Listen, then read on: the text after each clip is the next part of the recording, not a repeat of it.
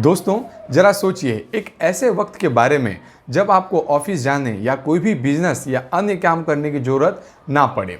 कैसा होगा ऐसा समय? इंसान अपना टाइम पास करने के लिए क्या करेगा? लेकिन आज से 10-20 साल बाद ऐसा ही वक्त होने की भविष्यवाणी दुनिया के सबसे अमीर शख्स ने की है। जी हाँ, एलन मस्क का कहना है कि आर्टिफिशियल इंटेलिजेंस और रोबोटिक्स में तेजी से हो रही प्रगति अगले 2 दशकों में काम को अब ऑप्शनल बना सकती है। यानी कि अगर आपका काम करने का मन करे तो आप करें या फिर ना करें। उन्होंने यह बात जेरोधा के सह संस्थापक निखिल कामत के साथ बातचीत के दौरान कही थी।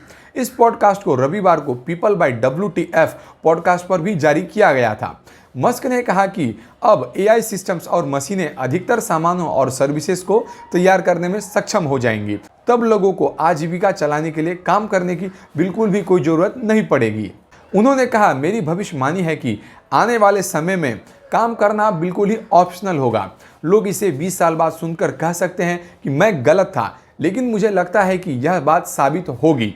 20 साल से भी कम, शायद 10 या 15 साल में AI और रोबोटिक्स प्रगति हमें उस स्थिति में ले आएंगी जहां काम करना बिल्कुल ही एक ऑप्शनल हो जाएगा। मस्क ने कहा कि भविष्य की टेक्नोलॉजी सामान और सेवाओं को आसानी से उपलब्ध करा देगी। उन्होंने कहा, मुझे पूरा भरोसा है कि अगर AI और रोबोटिक्स इतनी ही तेज़ी से आगे बढ़ते रहे, वे बहुत तेज़ी से बढ़ रहे हैं, तो काम करना बिल्कुल ही ऑप्शनल हो जाएगा और लोगों के पास वह सब कुछ होगा जो वो चाहते हैं।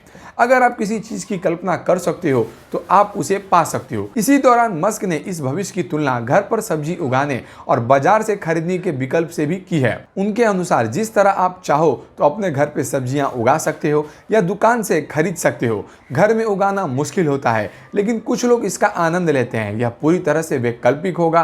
काम का भविष्य भी मुझे कुछ ऐसा ही दिखाई दे रहा है।